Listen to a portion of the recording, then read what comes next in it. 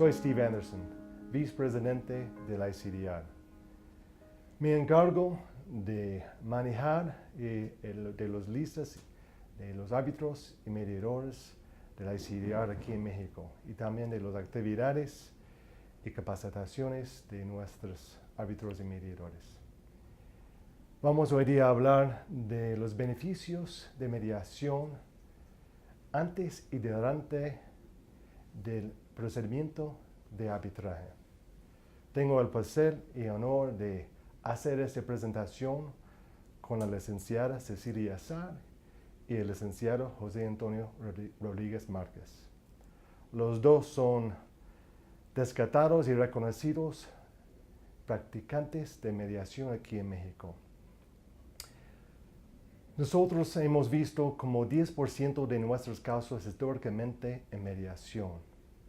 Tuvimos 1,026 casos en el año 2017 con 128 mediaciones. Hemos hecho un esfuerzo de promover y hacer capacitaciones en mediación aquí en México y en todo el mundo. Hemos nosotros visto y recibido casos de mediación en dos maneras. La primera viene sin cláusula de mediación. Tenemos una práctica nosotros de invitar a todos los participantes de usar y probar mediación. Ofrecemos mediadores y el proceso. Hemos visto un gran éxito y resolución con esta práctica. Algo más interesante de eso es también estamos invitando a un grupo de abogados que normalmente no lo están haciéndolo, sin cláusula de mediación en este caso. Entonces, un progreso y aumento del uso de mediación. Lo que creemos es que sea mejor utilizar una cláusula de mediación en el contrato. Y la otra manera que recibimos casos son esos, que tienen una cláusula. La mayoría son cláusulas escalonadas. Otro modelo que hemos visto un poco es una cláusula concurrente, en la cual que las partes pueden hacer una mediación y arbitraje a la vez. Y no hay obstáculo ni demora en el proceso. En el fin, si vemos ese éxito de mediación, a la vez, en comparación con arbitraje, es mucho menos de lo que hay en arbitraje. Esperamos que eso puede cambiar, pero en eso vemos esta comparación. Aún con este éxito de mediación, vemos que en mediación está utilizado mucho menos del arbitraje en los casos comerciales de un carácter internacional.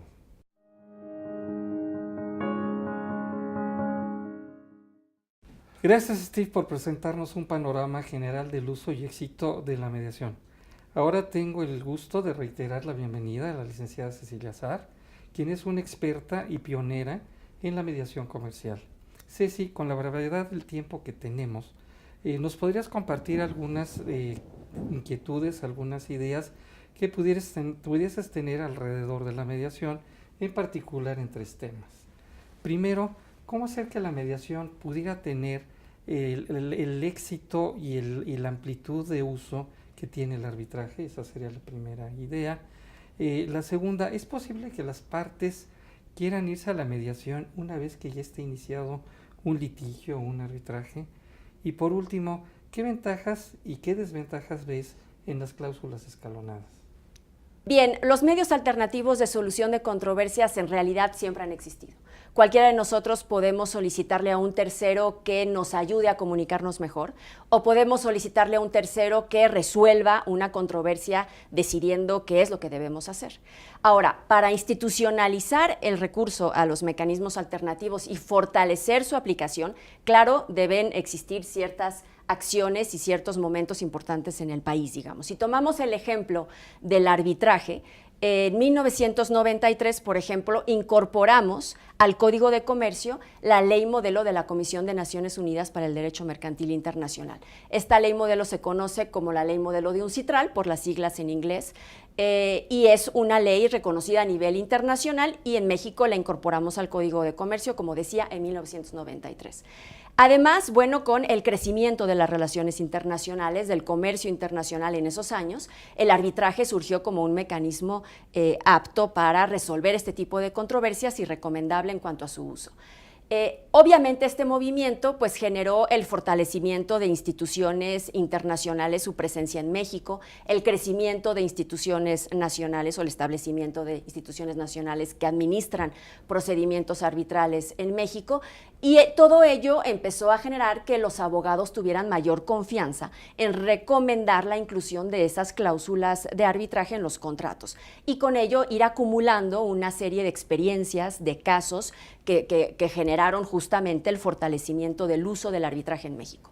Desde mi punto de vista, para la mediación tiene que pasar algo similar, ¿no? Es decir, convendría mucho en México, considerando que somos un país de derecho escrito, ¿no?, de un sistema legal muy formal, pues convendría contar con una ley nacional en materia de mediación, una ley que estableciera los principios básicos de la mediación, que explicara de qué se trata la mediación, qué es la mediación, cuáles son sus diferencias con el arbitraje, que reconociera la validez legal de las cláusulas de mediación, su ejecutabilidad ante cortes nacionales, ante tribunales nacionales, y por supuesto que reconociera el valor ejecutivo de los convenios resultado de la mediación.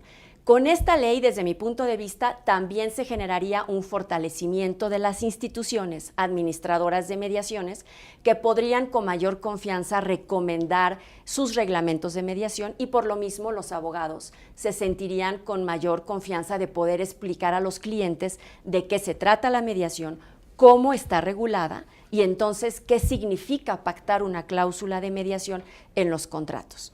Creo que esa es una parte muy importante para poder fortalecer el uso de la mediación. Ahora, respecto a la segunda pregunta de José Antonio, si se puede utilizar la mediación o si se puede sustanciar un procedimiento de mediación cuando ya inició el arbitraje o cuando ya se está en un litigio, por supuesto. Las partes son libres siempre, mientras estemos hablando de derechos disponibles o de aspectos que se pueden transigir, siempre son libres de detener el procedimiento, de suspender un procedimiento arbitral por determinado tiempo o incluso seguir paralelamente el procedimiento arbitral e iniciar un procedimiento de mediación y tratar de resolver las controversias con la asistencia de un tercero. Se conoce como ventanas en el procedimiento, ¿no?, como momentos en donde las partes se detienen por un momento y dicen vamos a tratar de resolver esta misma controversia en una mediación. Y se suspende, como decía, el arbitraje o se deja de actuar en el juicio o incluso paralelamente se puede seguir avanzando en el arbitraje o en el juicio y al mismo tiempo estar intentando una mediación. Si la mediación resulta en un acuerdo de voluntades que pone fin al conflicto, bueno, de esa manera se termina entonces el asunto, el conflicto, con la firma de un convenio de mediación y ya habría que ver si las partes están interesadas en solicitarle al árbitro que eleve ese convenio a categoría de laudo para dejar también finalizado el procedimiento arbitral, o si se está en un procedimiento judicial, entonces presentar ese convenio también como una forma de terminar el juicio. Y respecto, José Antonio, de las cláusulas escalonadas, también las mencionaste en tu presentación, Steve, se trata de cláusulas que contemplan distintas etapas, ¿no?, de resolución de controversias. Por ejemplo, una negociación primero entre las partes, después, si no prospera un arreglo, una mediación con la intervención de un tercero mediador, y de nuevo, si no se llega a un acuerdo, entonces ya un mecanismo, decimos heterocompositivo, ¿no?, o sea, contencioso, en donde una parte y la otra nombran conjuntamente a un tercero para que imponga una solución, resuelva un conflicto con una solución. Entonces, estos escalones, por eso se conoce como cláusulas escalonadas, se deben ir agotando y bueno, lo que es importante es considerar, desde mi punto de vista, reglamentos institucionales que puedan funcionar conjuntamente, la mediación, por ejemplo, la etapa de mediación y después el arbitraje, establecer plazos concretos para pasar de un escalón a otro, cuestiones así. Aquí el punto importante será tener una buena redacción de la cláusula escalonada, estar bien redactada y bien diseñada. José Antonio, ¿cuáles son las ventajas de que el ICDR invite a las partes a una mediación cuando se ha presentado un aviso para ir a arbitraje? Y si tenemos algunos casos de éxito, sería interesante compartirlos. Muy bien. Primero que nada, gracias por la presentación, por la invitación, Steve. Muchas gracias, Ceci, por la presentación. Quiero tomar las ideas de Steve para hablar de las ventajas. Hay muchas ventajas, pero me quiero concentrar en dos de ellas, ¿no? Cuando viene ese aviso al arbitraje, se abre una ventana, como dice Ceci, de una forma distinta de resolver el conflicto, en la que las partes, por ellas mismas, tienen el procedimiento, tienen el control del procedimiento y les permite considerar sus fortalezas y sus debilidades y tener un espacio diferente, en donde esos principios de negociación que se llaman BATNA, WATNA, el WAP, el SOPA, tienen otra dimensión y puede ayudar que las partes, al ver sus fortalezas y debilidades, determinen ya no seguir en un arbitraje o determinen ya no seguir en un litigio. Y otra ventaja importante es que les presenta a las partes una opción distinta para resolver su controversia, que pues va a tener un costo emocional, un costo económico y un costo de tiempo menor a lo que sería un litigio o un arbitraje. Recordemos, las empresas están para hacer negocios, las empresas no están para alimentar ni litigios ni arbitrajes.